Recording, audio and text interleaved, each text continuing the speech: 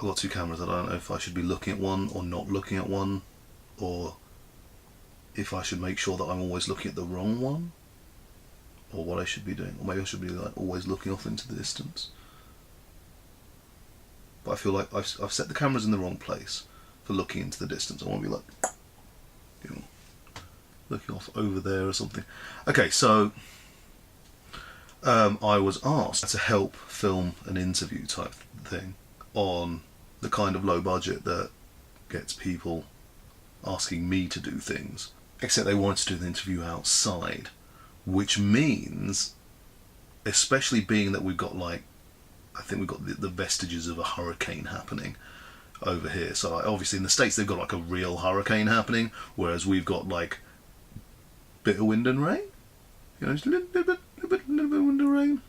You know, and that causes a problem for my standard microphone techniques, because my standard microphone techniques involve just putting a nice microphone like in the middle of the room and being like, record, done.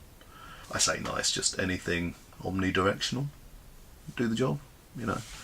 And yeah, so that's obviously not going to work if it's just like a windy, rainy day. So what I needed was shotgun mics, but the thing about shotgun mics is that I didn't have shotgun mics. So I went on Amazon and found like a couple of £20 shotgun mics. That is, in money, £20, £20 sterling of, you know, 20 GBP value. I say value, you know. The reviews are all like, it's really good for like 2 goes, and then they stop working. So it's like, brilliant, I only need it once. We're all good. Yeah, but the problem is I then need to test these out to make sure that, one, they work for the way I'm going to be using them. No, I say for the way I'm going to be using, just generally, if they work. And 2, that I know how to use them. So that's what I'm doing now. That's why potentially this sounds weird. So I'm like, what am I going to do? Because also I need to make sure like the battery's working in them and everything, because they say the battery lasts 26 hours, because they've got an AA battery and a AA battery in them, and that's fine. Except like I was hoping that I'd be able to just phantom power them, you know. Except it turns out the AA batteries are 1.5 volts, whereas phantom power is 42 volts. Now I have no idea if that makes any difference, but either way, when I try and phantom power it, when I try and phantom power it, it gets weird and the sound goes strange on it. So technically, you know, the system works. More importantly, I don't have a second XLR. No, I do have a second XLR cable. I've got a second XLR cable somewhere, but it's in a shed, I think. So that shed's going to be oh balls, that shed's going to be a right state. Oh, and that is not at all waterproof. I should probably check that. But anyway, so yeah, I wanted to see how well this works for reasonably long form type stuff. So I need to make a video of me talking, or somebody talking, of these microphones picking things up, seeing how well they work. I'm very aware that one of these I'm a bit off axis. Like, it's pointing here. Like, this one's fine, this one's fine, this one's like straight in my face. This one's all like, woo! Now I'm hoping that, you know, it's 20 quid. It can't possibly be that directional. But that's what we test now, this is what we're finding out now. So either we're going to have really weird stereo going on, or only one of them works. Or none of them works, and you're going to get like the audio from the iPhone or something. So yeah, I know I set myself up with my camera over here, my iPhone up here. I was going to have it the other way around, because, you know, the camera you can zoom in and it's going to be better for that kind of angle, maybe, I don't know. But the one over there is strapped onto, I say strapped, it's stuck onto a locker. It's got one of those suction cup bases, you know. And what we discovered when I was using that to do the live stream for the LCB summer concert, the Stage and Screen extravaganza. They're always extravaganza. I will check that on Wiktionary. What we discovered is that actually it can't handle the weight of my camera with the zoom lens on it. So either I go pancake or I just put the phone on there instead, which seems to work fine. I say that, I have no idea. This might be all out of focus, it might be all out of frame. I have no idea what's going on with it because I'm lazy. So yeah, I could very easily have set up my computer to be showing me what's on, what both of them are doing at this moment, but I didn't, you know, so that's fine. But anyway, the point of this video, what I was going to talk about in this video, was a thing that happened to me last night. So last night, my brother needed picking up from the airport, and he had decided to go to Luton Airport. Now, I had previously said that Luton Airport, you don't go to Luton Airport unless you're saving at least £200. Now, I'm not going to say that Luton is now a good airport, but it's no longer nearly as bad as it used to be, because they used to have like all of this construction work going on, and it just made it horrible to get in and out of. It made it horrible to get through passport control. Just everything about it just wasn't pleasant. And yeah, so just that wasn't a nice experience. Now it's much better now because they've opened up the new section of it, which is quite pleasant as airports go. Parking is still horrible. The multi-storey car park is very far away from everything. It's fine if you're going on a bus or a train or something like that. It's all like you're right there. It's fine, do that. But less fine if you're not. And I'm not aware of it having somewhere convenient to park nearby.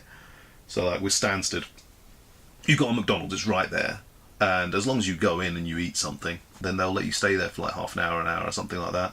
Which, assuming that the timing hasn't gone horrific, that's enough for you to, you know, schedule what you're going to do and pick somebody up, probably in the midterm or whatever. But not at Luton, so this is why it's still a bad idea to go to Luton. But what it does allow me to do is go to London Colney, and I love me some London Colney. London Colney is amazing, but the problem is that the good thing with London Colney is obviously you've got a lot of options. It's a retail park as opposed to... So I've skipped a step here. So London Colney is an area north of London, and apparently it's where Arsenal have their training stadium. Is that a thing? A training stadium? I don't know, something like that. Interestingly, tomorrow morning I am going to where Tottenham have their training stadium. I don't know how this happens to me. Anyway, speaking of things that happen to me, so the other day let's do that. Okay, so the other day I take a photo of a 6.4 Impala, a 1964 Impala, Chevy Impala, and it's a weird word because I'd seen it, and obviously as soon as you see a 6.4 Impala, then skilo, so I was well impressed, and I put a photo up on my timeline and nobody cared. Nobody reacted, just nobody's a fan of bad 90s hip-hop. I say bad, it's fantastic 90s hip-hop. And then just like an hour ago, I suddenly get a message and a comment on it. It's the owner of that car, very happy to find a photo of their car that had been taken there. And apparently there'd been this whole thing where they'd had a day where they'd been taking somebody who was like, it was their dying wish to go for a ride in an Impala, and so they did that, and that's what they were doing that day. It was insane. And I mean, that was like obviously a lovely story that they were able to do that for that person. You may know about the time that I met a Make-A-Wish child during their Make-A-Wish session, and it turned out that they had wanted to ride in a monster truck that day to where they were going to do, as you know, as part of the preamble, the lead up to that session. And instead they were like, well, we can't find a monster truck, so we're just going to put you in a Hummer limousine. I don't know if that is it still called a Humvee, or are they just Hummers now? Anyway, and I was like, well, that's not the same as a monster truck. That's very much a different thing. And I can't help but think that this terminal kid was like very disappointed. I mean, I'm sure the rest of the session was fantastic, obviously. And I can't think that it was difficult to find a monster truck. I'm sure if you go to any speedway and be like, we've got a 10-year-old kid that's dying of cancer and wants to ride a monster truck to Blue Water, they would have been like, yeah, sure, we can make that happen. I suppose there's probably issues with, like, you know, road legality and everything. But, you know, stay off the motorways. I'm sure it's fine. But anyway, the point is, this person, by the sounds of it, actually got exactly what they wanted to. I don't know if it was just general classic American car that they wanted to be in, or specifically a 6.4 Impala, because, you know, they're a 90s hip-hop fan. But, well, 90s, just general 90s cheese fan, you know. But, yeah, so that was lovely for them. And then somehow, by the magic of the internet, this photo, which I hadn't done, like, hashtag 6.4 Impala or anything like that on it.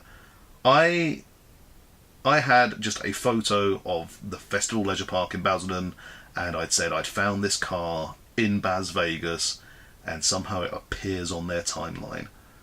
And I'll say nobody's reacted to it in any way, nobody's shared it in any way. They've just somehow it's appeared on there, and I don't know how that happened. I mean, it's great. It's kind of scary. You are definitely being watched all the time. You know, Facebook can do this. If this is Facebook doing it automatically somehow, I must be missing something. But if this is Facebook doing it automatically somehow, then yeah, you're definitely constantly under surveillance. There's just nothing that you're not being surveilled about.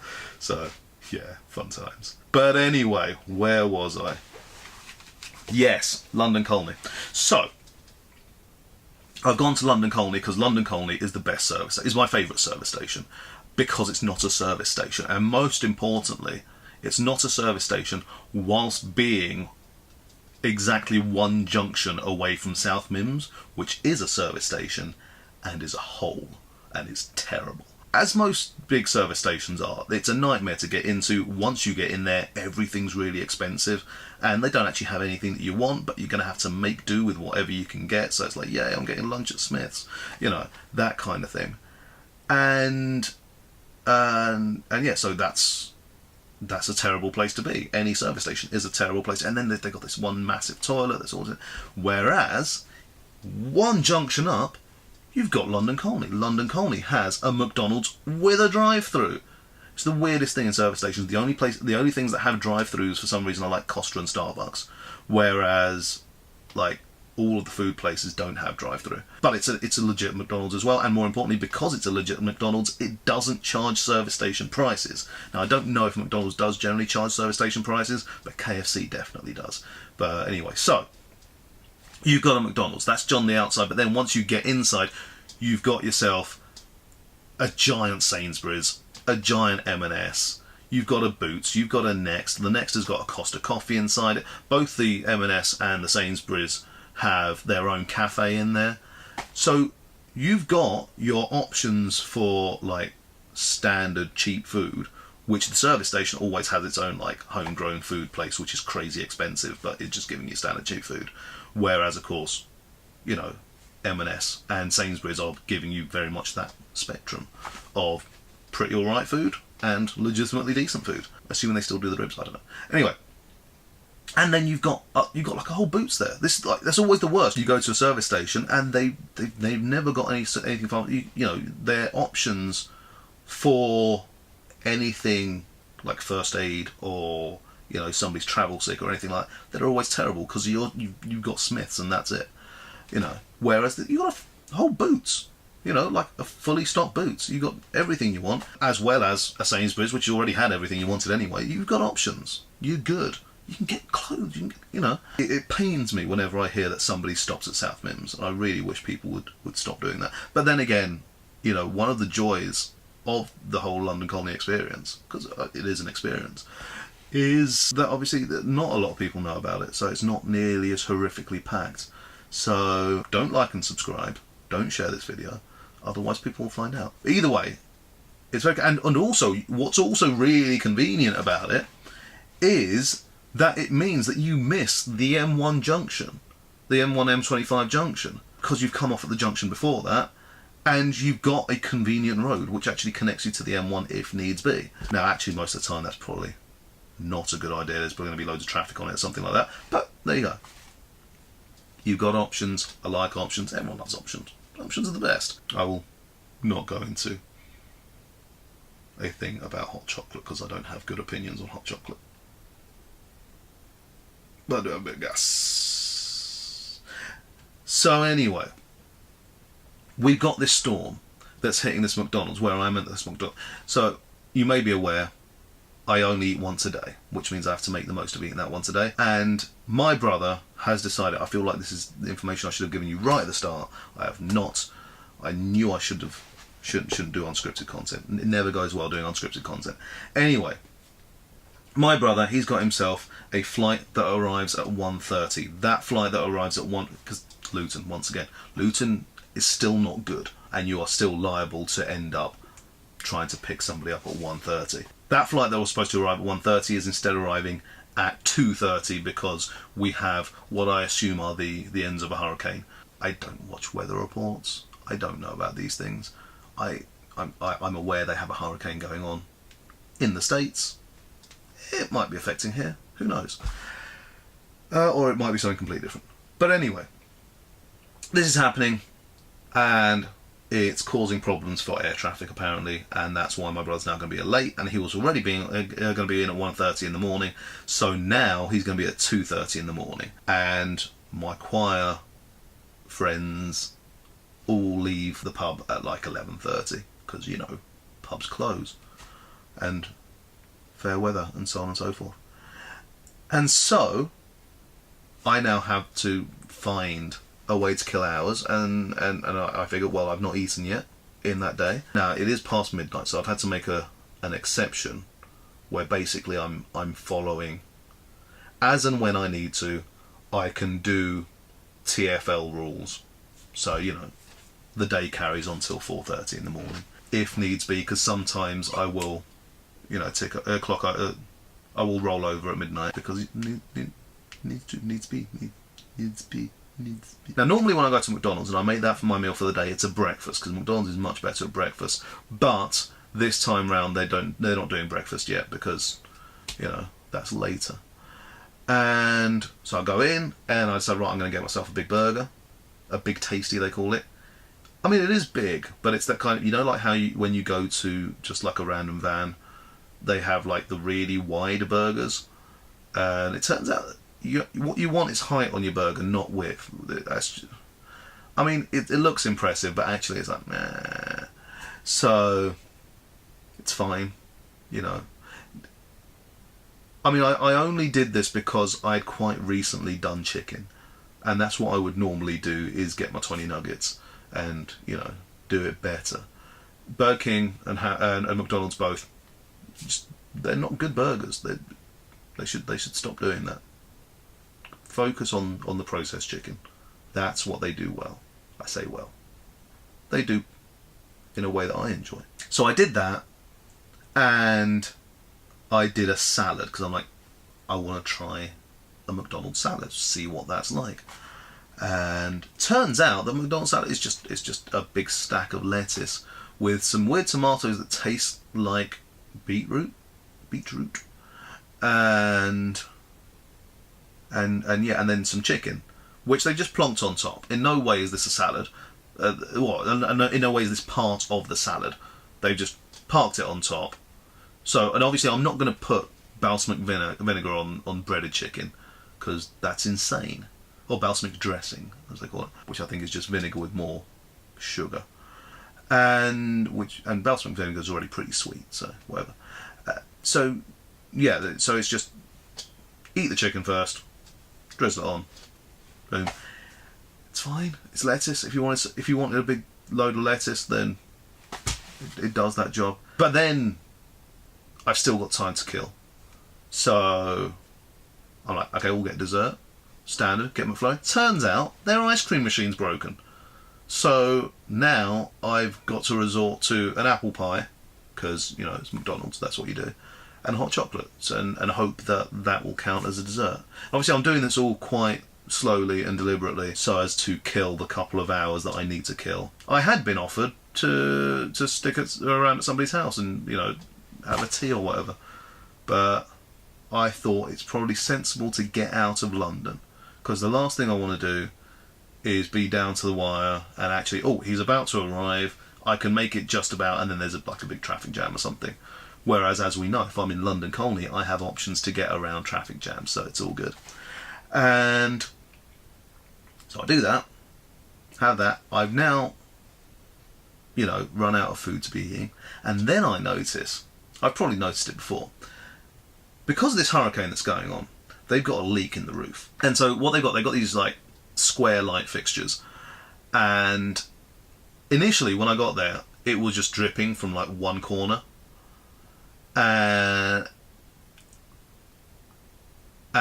by the end of it, it was like just everywhere. It was just dripping from all parts of it. Now, they were aware that this was happening. I know that they were aware that this was happening because they had up not one but two wet floor triangle thingy what's-its easels, and no bucket or anything. It's just sploshing on the floor. But you know, they've got a sign.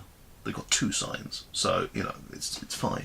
It's fine. That's how things be fine. And I decided that it was quite hypnotic, and I was going to film it. So I get out my phone. Obviously, my phone was already out, but you know, I switched to video mode, and I just sit there, and I was thinking I'm gonna have a nice sort of little. I'm gonna do a little voiceover on it, have something nice and existential about the nature of water falling around a light fixture and the massive fire that was inevitably going to happen at some point. I'm sure it's fine. I'm sure they're all right. Let's hopes. And then about 1 or 2 minutes into just sitting there videoing it, I've not moved it or anything, because what the plan was going to be that I was going to do that, and then after about 5 minutes, so that I've got enough time to get good and, you know, wanky with whatever I'm saying, I can just like pan down, and then what you would see is one, just the water and the signs saying, you know, wet floor, because that's what it is. But more importantly, they've got they had behind it one of the high chairs, and the high chairs currently at McDonald's apparently have the, you know, the new Happy Meal box character thing that they got with like the creepy eyes, that's like really just creepy. It looks like it's really enjoying your suffering. And yeah, so it was that chair looking over it, and it made it seem as if, you know, that chair had intentionally made this happen, this ridiculous mess. And the reason that you're not seeing that now, apart from me being too lazy to edit it, is because presumably one of their managers, young South Asian fella in a cardigan, comes up to me and he's all like, "Why are you filming?" And I'm like, "Because this is fascinating." And he's all like, "Well, please delete it." And so I did, because, you know, he's a person in authority, and I react to people in authority in the correct way. Now, I was probably not going to tell anybody which McDonald's this was at that had this light fitting that had water coming out of it, and they decided that instead of putting a bucket out, they were just going to put out signs and let it just slosh over. Because he was also like, "Why would you film this instead of just telling us?" It's like, you clearly know. Why am I going to tell you something you definitely know about, to the extent of having put two signs out? So instead, I go outside and just sit in my car, which conveniently is looking into the bit where I was sitting, and it's great because at that point, obviously, that means I can just turn on YouTube videos, because my headphones are broken at the moment, so I couldn't actually watch any videos, which is all I ever do in my downtime. And I get to watch the guy, this manager, because there's no one else in the restaurant at this point, because, you know, it's 2 a.m. But either way, I get to see this manager sort of looking at it, thinking about it, wondering what he's going to do, and eventually he did bring out a bucket. So, you know, I think I've done some good in the world. So that was good. And then I went and picked up my brother. And that's what happened.